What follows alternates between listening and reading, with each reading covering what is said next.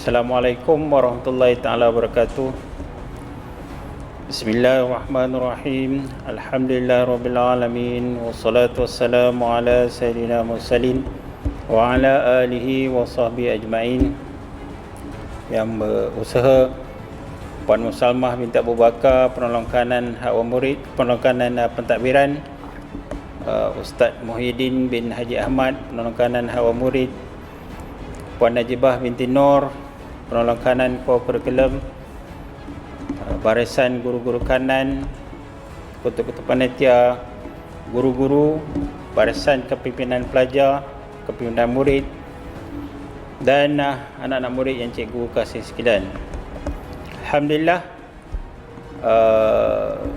kita dapat lagi pada hari ini untuk melancarkan majlis bulan kebangsaan, bulan kebangsaan SMAP tahun 2021. Seperti mana biasalah, kita akan melancarkan bulan kebangsaan apabila kita masuk dalam bulan Ogos.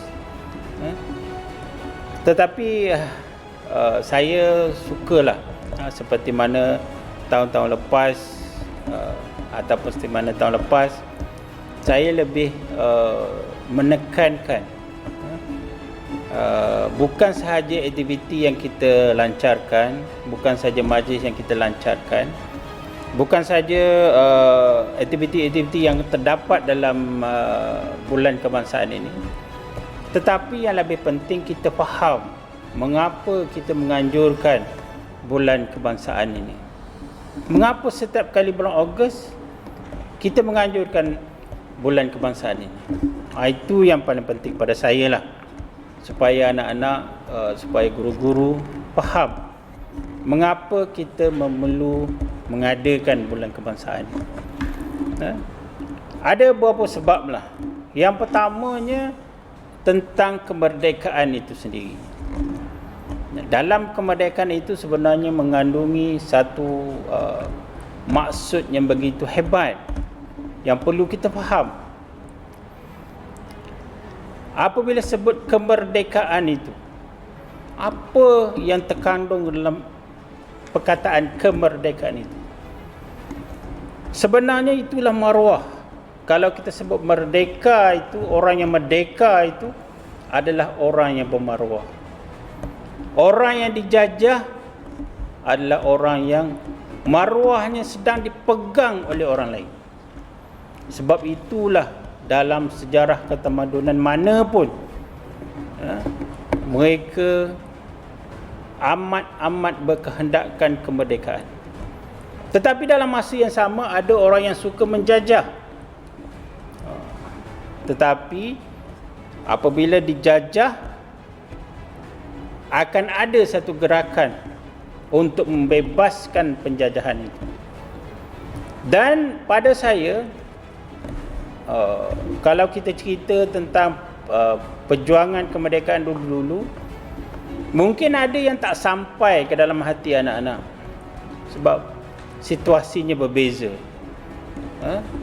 Anak-anak berada dalam situasi yang berbeza sekarang, tetapi maksud kemerdekaan itu masih relevan.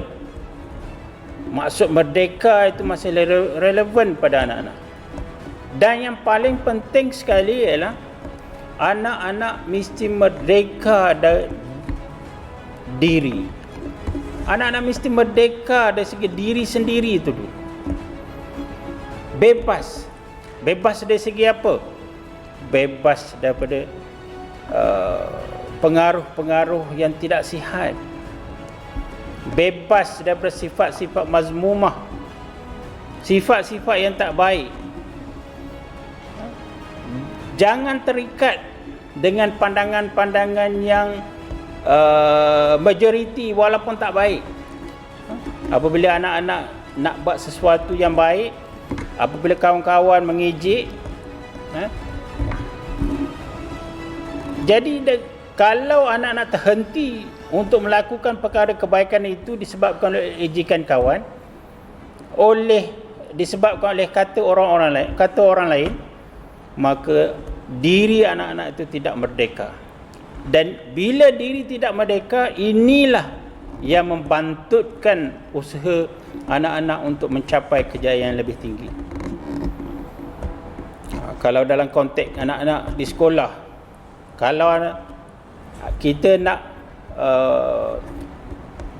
study, contohnya pada hari Sabtu pagi kita nak study, tapi ramai kawan-kawan kita ajak pergi main bola atau main perkara lain lah. Pilihan kita tu di mana? Kalau kita boleh tetap dengan pendirian kita bahawa kita nak ikut jadual kita, nak study, bermakna kita merdeka. Kalau kita masih terpengaruh dengan orang lain yang membuat perkara-perkara lari daripada jadual kita, maka kita tidak merdeka. Itu yang lebih relevan untuk anak-anak. Kalau dalam contoh PDPR sekarang, kalau kata kita jadual kita pada masa itu ialah ada kelas dan kita kena beri tumpuan sepenuhnya dalam kelas itu, tiba-tiba kawan-kawan ajak main game. Kalau kita tetap dengan pendirian kita bahawa kita nak mengikuti kelas itu dan tidak terpengaruh dengan kawan-kawan untuk main game, maka kita adalah orang yang merdeka. Kalau kita terpengaruh dengan kawan-kawan ataupun dengan orang lain untuk main game atau buat perkara-perkara yang tak baik, kita bukan orang yang merdeka. Itu sebenarnya merdeka pada anak-anak yang lebih relevan ataupun dengan situasi lebih relevan dengan situasi anak-anak daripada kita cerita tentang perjuangan kemerdekaan dulu-dulu. Sebabnya anak-anak adalah pengisi kepada kemerdekaan itu. Ini yang kedua. Selain dan setelah kita merdeka diri kita, tidak terpengaruh dengan pemikiran-pemikiran yang merosakkan, kita adalah sebenarnya generasi yang mengisi kemerdekaan itu. Apabila kita sebut mengisi kemerdekaan, bermakna kita mesti membuat sesuatu yang baik untuk negara kita. Apakah sumbangan kita kepada negara kita? Saya uji dalam kelas saya 4 Maret. Saya tanya 2 bulan Ogos lepas saya tanya 2 Ogos lepas saya tanya, apa sumbangan kamu terhadap negara? Ramai yang tak boleh jawab, yang tak tahu sangat nak jawab. Apa sumbangan kita pada negara? Kalau kita belajar sejarah, kita tahu bahawa negara itu, tertubuhnya negara itu oleh adanya entiti-entiti yang wujud dalam negara itu. Setiap entiti itu memainkan peranan masing-masing. Kalau kata dari segi manusia lah, entiti manusia, ada orang jadi askar, ada orang jadi polis. Ni kalau kita cerita tentang kemerdekaan, selalu kita kaitkan dengan perjuangan tentera, perjuangan polis. Betul, boleh, tetapi bukan itu sahaja. Setiap orang dalam entiti, dalam negara itu ada peranan masing-masing. Kalau tidak, tak tertubuh negara. Kalau ada polis dan tentera je dalam negara itu tak jadi. Kena ada macam-macam, barulah jadi negara. Kalau dalam konteks pelajar,